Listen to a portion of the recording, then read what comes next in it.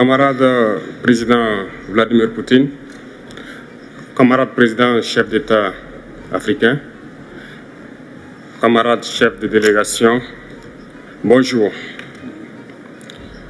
C'est un honneur pour moi ce matin donc de prendre la parole ici et de vous passer donc le salut fraternel du peuple du pays des hommes intègres. C'est aussi le lieu pour moi, avant tout propos, de rendre grâce à Dieu, Dieu Tout-Puissant qui nous a permis de nous réunir ici ce matin en bonne santé pour parler de l'avenir et du bien-être donc de nos peuples. Je m'en vais m'excuser auprès des anciens que je pourrais vexer dans mes propos à venir. Africanité oblige, les droits d'aînesse, je me dois de m'excuser. Camarades, j'ai quelques questions donc de ma génération, mille et une questions qu'on se pose. Mais nous n'avons pas de réponse. Et il se trouve qu'ici, nous pouvons laver donc notre linge sale parce qu'on se sent en famille. On se sent en famille en ce sens que la Russie est une famille aussi pour l'Afrique. C'est une famille parce que nous avons la même histoire. La Russie a consenti d'énormes sacrifices pour libérer le monde du nazisme pendant la Seconde Guerre mondiale. Les peuples africains, nos grands-pères, ont été déportés de force aussi pour aider l'Europe à se débarrasser du nazisme. Nous partageons la même histoire en ce sens que nous sommes les peuples oubliés du monde. Qu'ils soient dans les livres d'histoire, dans les documentaires ou films, on tend donc à balayer le rôle prépondérant qu'a joué la Russie et de l'Afrique dans cette lutte contre le nazisme. Nous sommes ensemble parce que actuellement nous sommes là pour parler de l'avenir de nos peuples, de ce qui va advenir demain, de ce monde libre auquel nous aspirons, de ce monde sans ingérence dans nos affaires internes. Nous avons les mêmes perspectives et je souhaite que ce sommet soit l'occasion donc de pouvoir tisser de très bonnes relations en vue d'un meilleur avenir de nos peuples.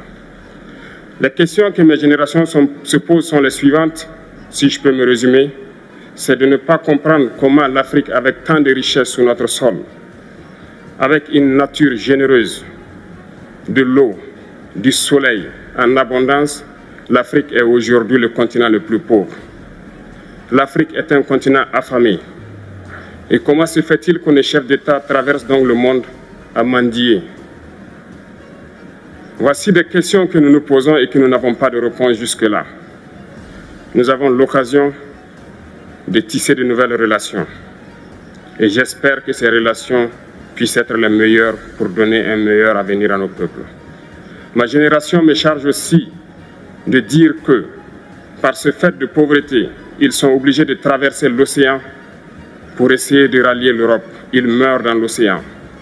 Mais que prochainement, ils n'iront pas traverser parce qu'ils viendront devant nos palais pour chercher leur pitance quotidienne.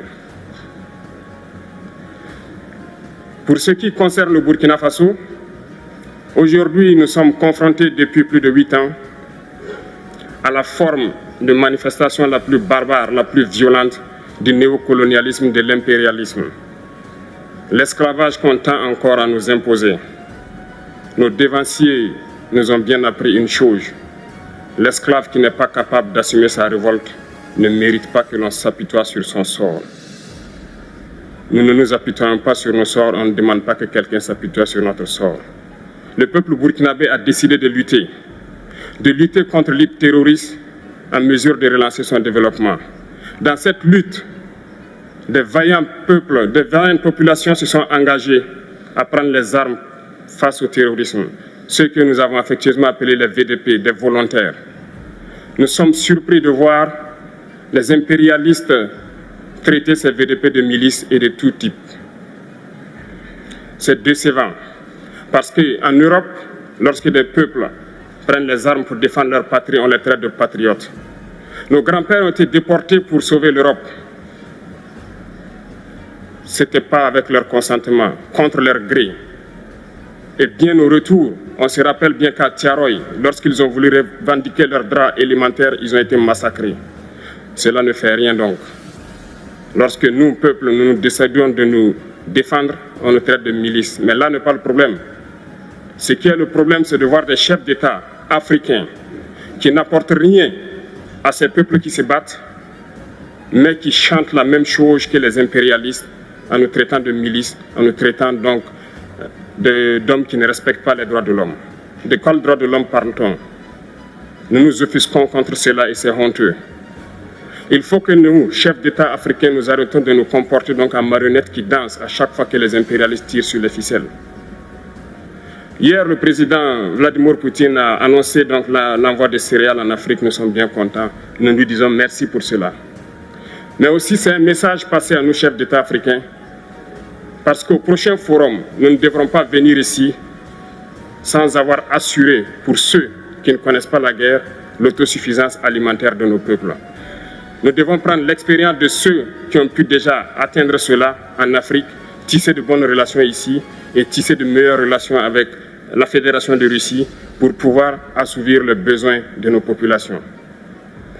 Je ne serai pas peut-être long, le temps imparti est très court.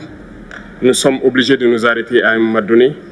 Mais je voudrais terminer en disant que nous devons donc rendre hommage à nos peuples qui se battent.